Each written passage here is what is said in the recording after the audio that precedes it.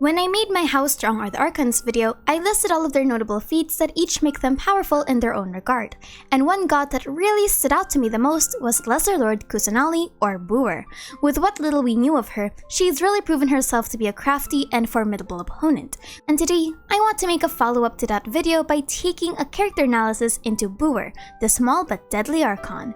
Disclaimer: this video is meant to be a retrospective look on what makes her powerful in the first place, and honestly, just an appreciation of Nahida as a character. This video is more of a critique of Nahida's place as the Archon of Wisdom, but also the deeper intricacies that make her divine. I also won't be looking at Greater Lord because I believe that they're already two separate characters, considering the Greater Lord's memories never transmigrated into Nahida's. Okay? Wisdom is such a profound but dangerous concept in the entirety of Genshin Impact, because instead of physical power, Booer directly attacks the mental state, emotions, knowledge, and memories. They're all under Booer's jurisdiction as the god of wisdom, and what Booer lacks in combat prowess or battle power, she makes up for in subtler, smaller ways that are silent but deadly. I will be dividing this statement into three segments: from an ability perspective, story and narrative perspective, and from a personality perspective, because each of these are important in understanding Nahida's overall strength and power set as a character and what makes her such a ticking time bomb. Let's begin with Booer's power set. Unlike the other Archons that we've seen or heard be able to terraform or use their abilities to deliver destructive power over the land, one reason that Booer's power is dangerous is because it's unique. Her power is a direct mental manipulation and almost perfect hypnosis, dream manipulation, and even overtaking. What makes Booer dangerous is that with so little she's been able to practice her power, she's already shown her prowess in-game. As far as we know in the lore, Nahida is capable of dream walking, mirage conjuration, dream manipulation, consciousness hijacking, telepathic communication, image cell manipulation and reading, information storage, consciousness reading, and just the overall power of Dendro. Fascinatingly enough, it's actually hinted that the other Archons are able to do these as well, more specifically, dream walking, since we have instances of Rex Lapis and Barbados allegedly going to their followers to tell them important message via dreams. But I also want to show an example of just how dangerous Nahida is from a battle perspective, even at her current power. If I were to compare it to something, think of it like in Dungeons & Dragons, where if you want to dodge a powerful strike or a meteor, you need to be fast, which is a dexterity saving throw.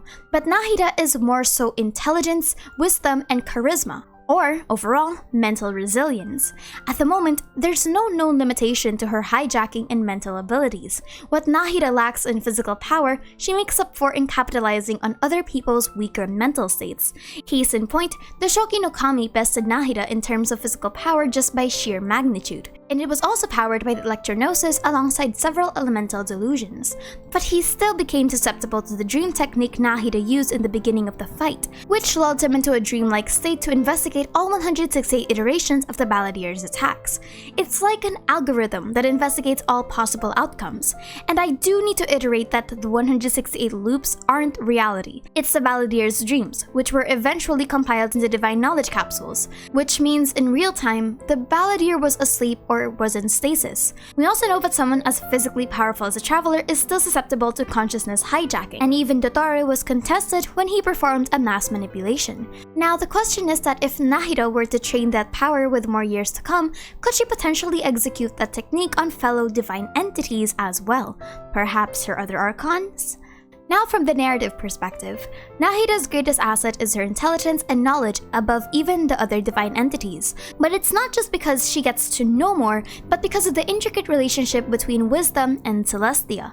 Nahida's role as an overseer of Irminsul puts her in a unique position of being intricately woven into the fundamental laws of Genshin's universe.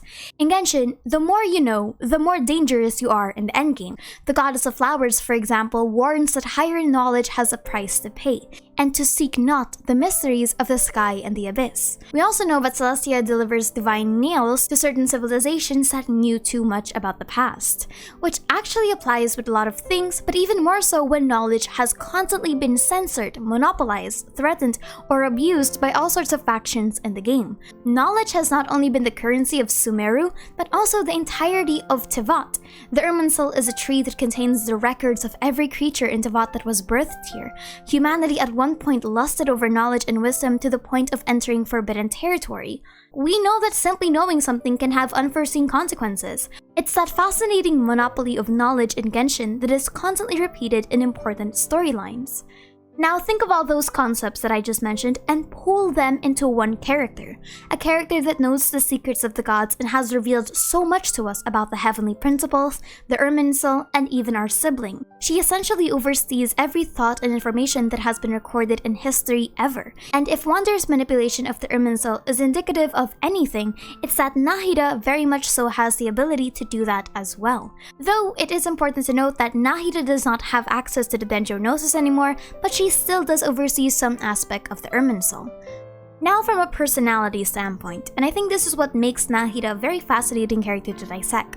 Nahida's personality is benevolent on the surface, but there's a lingering sense of curiosity and an ability to process human emotions as a factor for knowledge that makes her strangely inhuman. Nahida, for as long as we've met her, is a god of logic and rationality. Surprisingly enough, what makes her dangerous is the mindset that she uses as her work ethic, combined with the fact that she is not yet able to comprehend the irrationality of human feelings. This is mostly because she's never had the chance to truly feel anything or go outside to gain experience. Think of it like this. Humans act on impulse and emotion before they act on logic. Nahida is unable to process that intricacy of humanity. Her method of thinking, while beneficial and helpful, is very algorithmic. Almost like how an AI tries to mimic human emotions but doesn't understand why a person would eat so much and then complain they're overweight. To Nahida, if X, then Y, with just more variables. She actually reminds me of the situation with A, just with two sides of the same coin. For A, humans live short and transient lives, which means that they would have no idea what eternity truly means. Human emotions were difficult to comprehend for her in this context because of the time disparity. Now, as for Nahida, as the god of wisdom, it's in her best interests to look over anything that humanity may have driven as oversight in their pursuit for knowledge. The academia folk were blinded by their gluttony and their obsession with the mantra the Greater Lord held when it comes to knowledge. So Nahida had to decloud their vision by showing the true meaning of wisdom as being multifaceted and shouldn't just be handed and dispersed by one singular entity. But as a character, Nahida still doesn't understand how human emotions work, and she accepts that. She's the kind of friend that helps you through a problem by telling you how to fix it, but doesn't really understand why you're sad. What makes this a very dangerous mindset is that Celestia may also be playing into the same logic. Gods don't really understand human emotions or even just humans unless you walk with them. Unless you're like Venti and Zhongli that have slowly seen the world in their eyes, or Nahida and A that are making a concrete effort to understand.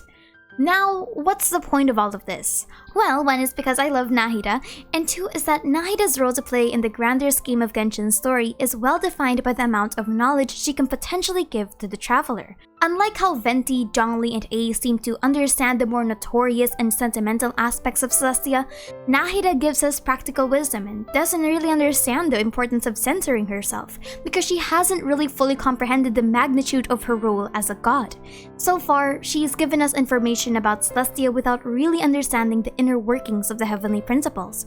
For example, while A, Venti, and Zhongli are tight-lipped about the higher-ups because of fear and what happened centuries ago during the Cataclysm or even the Archon War, Nahida can be much more reckless with that information because to her, it's just a gamble or a currency. She doesn't really understand what happened centuries ago. She doesn't fully understand the true extent of Celestia's power or even censorship because she's never experienced it.